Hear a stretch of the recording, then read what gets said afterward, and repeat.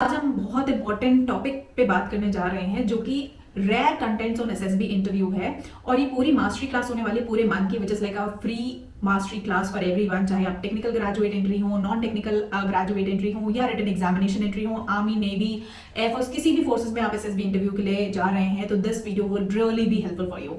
So hi everyone, this is Kavita and I have been recommended via army and air force and thereafter I've given 6 times SSB interviews and 2 lakh बच्चों को train करने के बाद plus my brother also into the forces, I bring down a huge expertise in defense services and उसके basis पे मैं आपको ऐसे इनसाइट कंटेंट्स देने जा रही हूँ जो कि बहुत रेयर होते हैं। इट्स लाइक बहुत इनकम्प्लीट फॉर्म में आपको इंटरनेट पे अवेलेबल मिलेंगे या फिर बहुत मिसलीडिंग होंगे, क्योंकि एक्यूरेट इन्फॉर्मेशन आप पे इसको कोई नहीं दे सकता जिसने खुद एक्सपीरियंस ना किया हो, जिसने एक्चुअल में ऑन ग्राउंड वर्क ना किया हो। सो जैसे मैं आपको बताऊं कि हर साल हजारों कैंडिडेट साइकोलॉजी टेस्ट में अपेयर करते हैं, वीक परफॉर्मेंस देते हैं, बहुत लोग बहुत अच्छा करके आते हैं बट फिर भी उन्हें पता नहीं चलता कि हम गलत कहाँ पे हैं। उन्होंने इंटरनेट पे बहुत कुछ पढ़ा होता है, प्रीमियम कोचिंग इंस्टीट्यूट्स में गए होते हैं, वहां बहुत कुछ पढ़ा होता है, फ्रेंड से पूछा होता है, रिकमेंडेड फ्रेंड से पूछा होता है, बट सबकी अपनी एक इनबिल्ट स्टोरी होती है, आपको ये समझना पड़ेगा। और आज मैं आपको वो सब क्लियर करने जा रही हूँ which you will really feel after watching this whole video. और मैं बहुत एग्जाम्पल्स के साथ आपको एक्सप्लेन करने जा रही हूँ जिससे आपको पूरा कंटेंट बहुत अच्छे से समझ में आने वाला है। तो 4 इंपॉर्टेंट टॉपिक्स इस पूरे वीडियो में जिसमें मैंने डिवाइड किया हुआ है। साइकोलॉजी लिया हुआ है आज डे 1 का एजेंडा मेरा, जिसमें हम बात करेंगे कि टैग स्टोरी कंस्ट्रक्शन मिथ्स क्या होते हैं। सेकंड, वैट negative word handling. Third, SRT blank response strategy. उसके बाद हैंड राइटिंग स्टाइल से भी कैसे इफेक्ट पड़ता है। तो ये 4 टॉपिक्स पे आज हम बात करने जा रहे हैं। सबसे पहले समझते हैं टैग स्टोरी कंस्ट्रक्शन में, जिसमें हीरो की डेथ हो जाती है, उस केस में क्या होता है। अब मैं आपको 2 एग्जांपल्स ऐसे दूंगी। सबसे पहले टैग में आपको 12 पिक्चर्स आपको दिखाई जाती हैं, जिनमें से 11 पिक्चर्स होती हैं एंड एक पिक्चर ब्लैंक होती है। हर पिक्चर के लिए आपको 4 मिनट मिलते हैं एंड 30 सेकेंड्स आपको ऑब्जर्व करने के लिए जाते हैं, विच इज लाइक 3.5 मिनट्स का आपको राइटिंग टाइम मिलता है। अब सबसे कॉमन मिथ जो सर्कुलेट होता है कि टैट में हीरो मतलब कैंडिडेट, अगर हीरो मर गया तो कैंडिडेट रिजेक्ट हो गया। ये स्टेटमेंट फैक्चुअली इनकरेक्ट है। मैं आपको एक्सप्लेन करती हूँ कैसे। तो बेसिकली होता गया, जो एसएसबी का जो साइकोलॉजी प्रोसेस होता है, जो साइकोलॉजिस्ट इवैल्यूएशन क्राइटेरिया होता है, वो 4 प्रोसेसेस पे होता है। एक होता है आपका कॉग्निटिव प्रोसेस, यानी कैंडिडेट कैसा सोच रहा है। सेकंड होता है इमोशनल मैच्योरिटी, की सिचुएशंस को कैसे फील करता है। थर्ड है प्रॉब्लम सॉल्विंग अप्रोच, यानी क्राइसिस में कैंडिडेट क्या करता है। And fourth is overall personality pattern, यानी 12 स्टोरीज का कंबाइंड पिक्चर होने के बाद आपकी क्या मेजर ओवरक्यूज निकल के आ रहे हैं।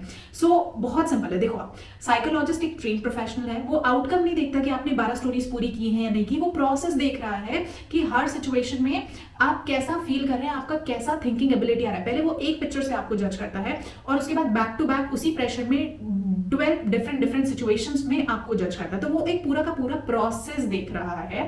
एंड मैं आपको अब स्टोरीज की हेल्प से समझाती हूँ कि कैसे क्या होता है। So first is may be this story जो आपको दिख रही है कि रमेश एक गांव में रहता था, उसकी लाइफ में बहुत सारी प्रॉब्लम्स थी, एक दिन वो परेशान हो गया, सब कुछ छोड़ के चला गया एंड वो कभी वापस नहीं आया उसकी फैमिली के पास। सो इस स्टोरी में इंस्ट्रक्टर क्या देखेगा, इस स्टोरी में बेसिकली देखा जाएगा एस्केपिज्म, ठीक है, कि वो भाग गया प्रॉब्लम से, अपनी रिस्पॉन्सिबिलिटी से भाग गया, फैमिली को अबैंडन कर दिया। तो this shows a weak personality.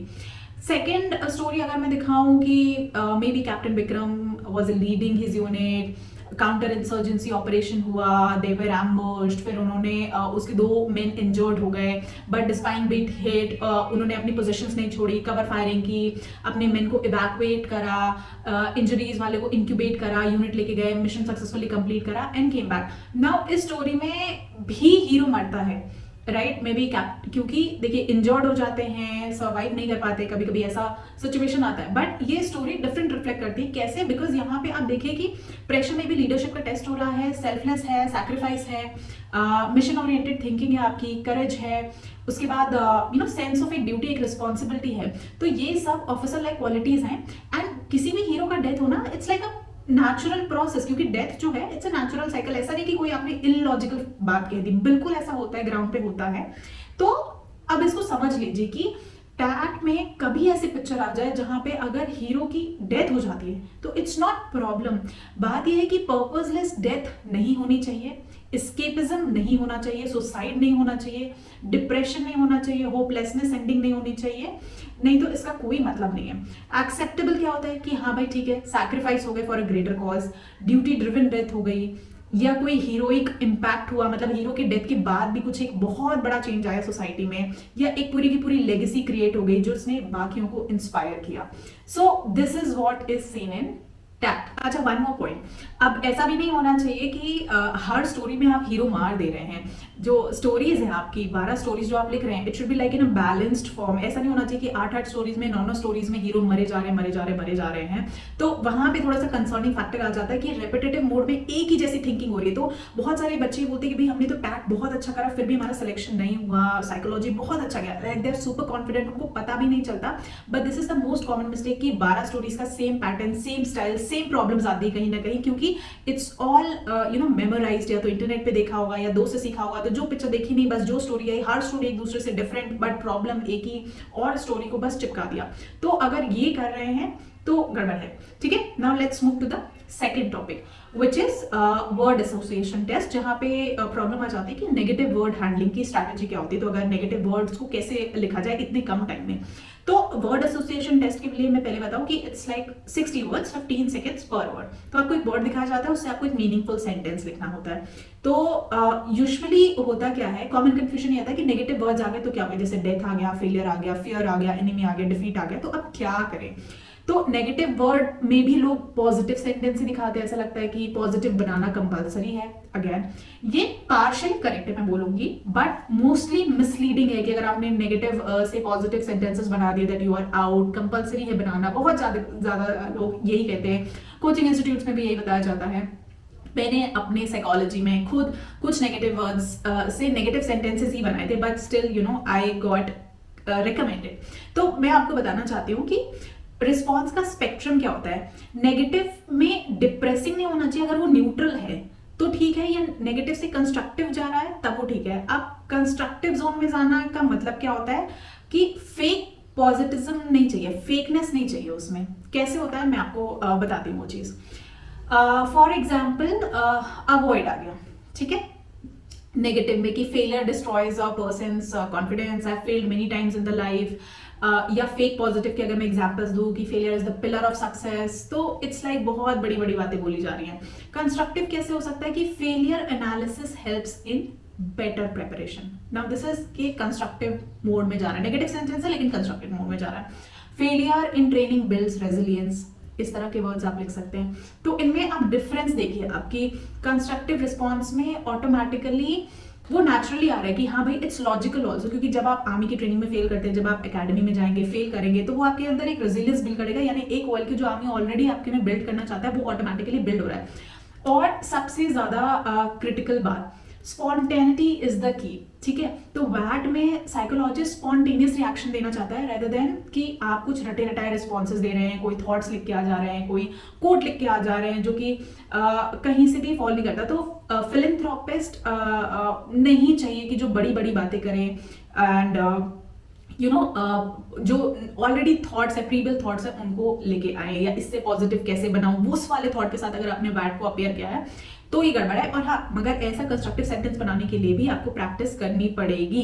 बार बार जब आप प्रैक्टिस करेंगे तभी इससे आ पाएंगे। तो इसके लिए क्या है, डेली रैंडम 30 वर्ड्स ले लीजिए, टाइमर्स रखिए, एडिट मत करिए, जो भी फर्स्ट थॉट आ रहा है गलत सही जैसा भी आ रहा है उसको वैसे लिखने की कोशिश करो। Over the period of time आप उसको बिल्ड करोगे, ठीक है। अगर टैट में भी आपको टैट वैट एसआरटी जो भी आपको प्रिपरेशन करने इसमें डाउट है, एक ऑब्वियसली आपको एसेसर चाहिए होता है पढ़ने के लिए, then you can always reach out to us. आप एसएसबी गाइडेंस प्रोग्राम हमारा ले सकते हो और घर बैठ के आप ऑनलाइन इसकी प्रिपरेशन कर सकते हैं, ठीक है।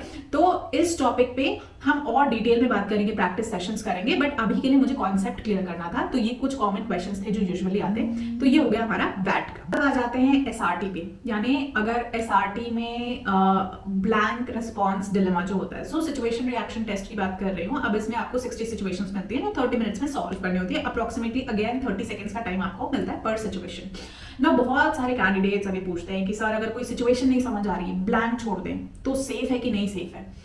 मैं क्लियरली बोल देती हूँ that blank is actually a red flag, really it's a red flag. एक दो ब्लैंक्स अगर टाइम कॉन्स्टेंट हो रहा है आपका तो एक्सेप्टेबल है, ठीक है, बहुत रेयर केस में। बट अगर आप 10-10, 15-15, 20-20 ब्लैंक छोड़ रहे हैं, देन साइकोलॉजिस्ट फिर क्या इवेलुएट करेगा, आप ये सोचिए। ब्लैंक रिस्पॉन्स बेसिकली इंडिकेट क्या करते हैं कि डिसीजन मेकिंग कैपेबिलिटी नहीं है, यानी फैसला नहीं ले सकता, अवॉइडेंस है यानी प्रॉब्लम देख के भाग रहा है, लो कॉन्फिडेंस है सो ट्राई करने से भी डरता है, पुअर टाइम मैनेजमेंट स्किल है, इसी वजह से इतने सारे ब्लैंक्स छूटे हुए हैं, एंड फ्रीजिंग अंडर प्रेशर यानी प्रेशर नहीं ले पा रहा है। तो अब जब एक नॉर्मल इंसान, अगर आप किसी को अपनी स्टोरी बताएंगे कि आपने इतने सारे ब्लैंक्स एग्जाम में छोड़ दिए या पेपर नहीं कंप्लीट कर पाए, तो एक दो क्वेश्चंस अगर आपने छोड़ दिए तो समझ में आता है, but if you living some set of questions तो फिर सामने वाला पर्सन भी आपको यही आंसर करेगा। तो आप इंस्ट्रक्टर का सोचिए कि आर्म फोर्सेस में एक ऑफिसर के सिचुएशन में हर सिचुएशन में बेसिकली रिस्पॉन्ड करना पड़ता है, स्किप का कोई ऑप्शन नहीं होता है। तो अगर आपको सिचुएशन ही नहीं समझ आ रही और अगर आप सिर्फ इस चीज को लीव करते जा रहे हैं, अवॉइड करते जा रहे हैं, तो कैसे काम चलेगा? तो ये एक्चुअली नहीं चलेगा, that is why it is a red flag. तो आप क्वेश्चन है कि अगर जेन्युइनली स्टेप कर जाए तो क्या करना चाहिए उस केस में, ठीक है? तो सबसे पहले मैं बोलूंगी कि पूरे एसआरटी को अटेम्प्ट कैसे करें, प्रैक्टिस कैसे करें उसकी। तो 2 सेकंड आप लगाइए किसी भी सेंटेंस को पढ़ने के लिए और अपनी प्रॉब्लम आइडेंटिफाई करने के लिए कि भाई प्रॉब्लम क्या है। उसके बाद 3 सेकंड लीजिए, लिटरली 3 सेकंड लीजिए पहला लॉजिकल एक्शन यानी अटेम्प्ट करने के लिए। फिर उसके बाद आगे क्या करना है इसके लिए 3 सेकंड लीजिए और उसके बाद एक 7 सेकंड लीजिए शॉर्ट एंड क्रिस्प रिस्पॉन्स करने के लिए। ये सब करने के बाद थोड़ा सा टाइम अपने लिए छोड़िए कि देखिए आपने ओवरऑल लिखा क्या वो कोई फैक्ट या लॉजिक बना रहा है, ठीक है? तो रिस्पॉन्स फॉर्मेट हमेशा ऐसे होना चाहिए दैट ही और शी वुड बी, जिसमें आप इमीडिएट एक्शन लिख रहे हैं, देन कॉमा करके फॉलो अप, उसके बाद आप ये कर रहे हैं, एंड देन इंश्योरिंग कि आप अपना ऑब्जेक्टिव मैच करें, यानी जो प्रॉब्लम थी उसका सोल्यूशन आप दे रहे हैं। तो फॉर एग्जांपल जैसे मैं बताती हूँ कि व्हाइल ट्रैवलिंग इन बस you notice smoke coming out from the engine compartment. Now अब इसका एनालिसिस करते हैं एक बारी कि प्रॉब्लम पता चल गई, इसमें फायर हजार्ड है। इमीडिएट क्या होगा, ड्राइवर को अलर्ट करना होगा, जो सबसे पहले होगा ड्राइवर पैसेंजर को, एंड फॉलो अप ये होगा यानी लास्ट ऑब्जेक्टिव आपका होगा कि पैसेंजर्स की सेफ्टी होनी चाहिए। तो आप इसको रिस्पॉन्स कैसे लिख सकते हैं, जो फॉर्मेट मैंने आपको बताया कि he would immediately alert the driver, ठीक है? तो ये आपका होगा immediate action, comma follow up में आप क्या करेंगे कि you would help evacuate the passenger, ये आपका नेक्स्ट एक्शन हो गया, एंड लास्ट जो आपका ऑब्जेक्टिव अचीव करने के लिए वो ये है, you will call the emergency services if required, क्योंकि सिचुएशन डिपेंड कर सकती है, खुद से भी कंट्रोल हो सकती है या आपको फायर सर्विसेज बुलानी पड़े, तो वो देखना पड़ेगा। Now it's like very simple, practical, achievable solution, कोई हीरो बनने की जरूरत नहीं है, कोई फिलोसफी देने की जरूरत नहीं है, इट्स जस्ट लॉजिकल रिस्पॉन्स जो कोई भी बंदा करेगा। अब कॉमन मिस्टेक्स लोग एसआरटी में क्या करते हैं, जैसे मैंने बोला कि लोग एसआरटी कभी कंप्लीट नहीं कर पाते हैं, एसआरटी में बहुत चीजें छूट जाती हैं, बहुत ब्लैंक्स छूट जाते हैं। उनका रीजन क्या होता है? क्योंकि एक तो फिल्मी रिस्पॉन्स करना होता है, हीरोइक रिस्पॉन्स करना होता है कि भाई सिंगल हैंडेडली सब कुछ करेगा, हीरो 10 लोगों से लड़ेगा अकेले। उसके बाद ओवर डिटेल रिस्पॉन्स हो जाता है, टाइम वेस्ट होता है जिसमें, तो आप बहुत ज्यादा ब्लैंक छोड़ देते हैं। पैसिव रिस्पॉन्सेज होता है कि we would wait and see, some people think like that. और दूसरी बात है कि डेलीगेशन विदाउट एक्शन हो जाता है ना, कुछ होता है I would do this and he would do that, तो एक डेलीगेटिव रिस्पॉन्स हो जाता है कि भाई आपने मे बी डिफिकल्ट सिचुएशन किसी और को दे दी, इजी वाली खुद ले ली। तो इसीलिए एसआरटी का सबसे बेस्ट तरीका है short, practical and active responses, maximum 2 lines, maximum, क्योंकि अगर इतना टाइम आपने लिया तो आप एसआरटी बहुत सारी ब्लैंक छोड़ने वाले हैं। अच्छा, मूव ऑन। नाउ बेटर है कि आप प्रैक्टिस करिए, अगर आप रेगुलर एक्चुअली प्रैक्टिस करेंगे तो 60 शॉर्ट आंसर्स आप शॉर्टली अटेम्प्ट कर पाएंगे, ठीक है? अब आ जाते हैं हमारे लास्ट टॉपिक के डे पे, जो कि है हैंड राइटिंग एनालिसिस के बारे में। तो हैंड राइटिंग एनालिसिस जो है वो भी साइकोलॉजी टेस्ट में बहुत इंपॉर्टेंट होती है। सो क्या हैंड राइटिंग से भी जजमेंट होता है साइकोलॉजिस्ट का? तो मैं ये क्वेश्चन भी पूछते हैं कि सर हम मेरी हैंड राइटिंग की प्रॉब्लम है, क्या होगा, क्या ये भी देखा जाता है, या इंग्लिश की प्रॉब्लम है तो कैसे होगा? तो इस टॉपिक पे बहुत ही बैलेंस पर्सपेक्टिव में आपको बताती हूँ कि लार्ज हैंडराइटिंग, यूजुअली जो साइकोलॉजी कहती है कि लार्ज हैंडराइटिंग जो होती है, which says you are confident. अगर आप बहुत छोटा छोटा छोटा छोटा लिखेंगे ना, which is not readable also, तो it says you are insecure. अगर आप स्लैंट लिखते हैं यूजुअली साइकोलॉजी में, तो इट सेज इमोशनल। एंड अगर आप प्रेशर में लिखते हैं बहुत, पेन दबा दबा के जो पेपर में पीछे प्रिंट हो जाता है, तो देन इट सेज कि आपकी पर्सनैलिटी वैसी है। सो साइकोलॉजिस्ट हर कंटेंट को देखता है, हर चीज को देखता है, and 50 candidates 50+ candidates per day को इवैल्यूएट करता है इस चीज को देखने के लिए। तो अगर आप इस चीज की बात करें तो श्योरली साइकोलॉजिस्ट ये सारी चीजें नोट करता है, बट लाइक आई सेड कि प्रैक्टिकल अप्रोच रियलिटी जरूर देखी जाती है। तो उसमें ओवरऑल आपका किस तरह से डिस्ट्रीब्यूशन या सेग्रीगेशन हो रहा है वो पूरा कैसे चेक किया जाता है कि आपने टैट में 12 स्टोरीज में क्या किया, किस तरह की आपकी साइकोलॉजी निकल के आई, उसके बाद वैट में आपने क्या किया, एसआरटी में आपने क्या किया, सेल्फ डिस्क्रिप्शन यानी डिटेल डिस्क्रिप्शन में आपने कैसे किया है। तो पर बैच आप मान के चले कि 50 to 80 कैंडिडेट्स होते हैं और जो उनके पर टोटल पेजेस होते हैं which is like 500 to 1000 pages होते हैं और उनका लिमिटेड टाइम अवेलेबल होता है कंडक्ट करने के लिए। तो पार्शली साइकोलॉजिस्ट कंटेंट पे फोकस करता है कि आपने लिखा क्या है, हैंड राइटिंग वगैरह को इतना डिटेल्ड टाइम नहीं देता है। लेकिन जैसे मैंने बोला, you never know, her psychologist different सोचता है। हो सकता है that I think on a different perspective, मगर मे बी जो सामने वाला साइकोलॉजिस्ट है वो इसको भी एक पॉइंट या एक पैरामीटर काउंट कर सके। It's like similar to your board exams की सेम आंसर आपने लिखा, सेम आंसर सामने वाले ने लिखा, बट किसी को ज्यादा मार्क्स मिल गए just because he underline something, या उसको राइटिंग अच्छी लग गई तो 1 मार्क्स उसके लिए दे दिया या 0.5 उसके लिए ज्यादा दे दिया। तो it depends from person to person. तो इसीलिए मिनिमम रिक्वायरमेंट क्या है कि जो भी कंटेंट आप लिखिए वो ऐसा लिखिए कि पढ़ा जा सके, यूनिफॉर्मली रीडेबल हो और सही रिस्पॉन्सेज कंप्लीट हो सके। ठीक है, आपको ये क्लास अच्छी लगी होगी और आप विजिट कर सकते हैं गवर्नमेंट क्रैकर्स की वेबसाइट को। इसी तरह और in depth insights and classes के लिए आप एनरोल हो सकते हैं हमारे बैच में, जहां पे सिर्फ एक बच्चे की क्लास मैं पर्सनली लेती हूँ और पर्सनली उसको गाइड करती हूँ। एंड आप ये घर बैठ के अपनी प्रिपरेशन कर सकते हैं। तो आपको विजिट करना है गवर्नमेंट क्रैकर्स, और इस टाइम बहुत अच्छे ऑफर्स चल रहे हैं तो आप इमीडिएटली एनरोल हो सकते हैं, उन ऑफर्स को अवेल कर सकते हैं। तो अगर आपको ये अच्छा लगा तो आप कमेंट करिए, शेयर करिए अपने दोस्तों से जो जो एसएसबी की प्रिपरेशन कर रहे हैं, एंड ऑल्सो आप प्रैक्टिस करना इमीडिएटली स्टार्ट कर दीजिए अगर आप डिफेंस सर्विसेज में जाना चाहते हैं।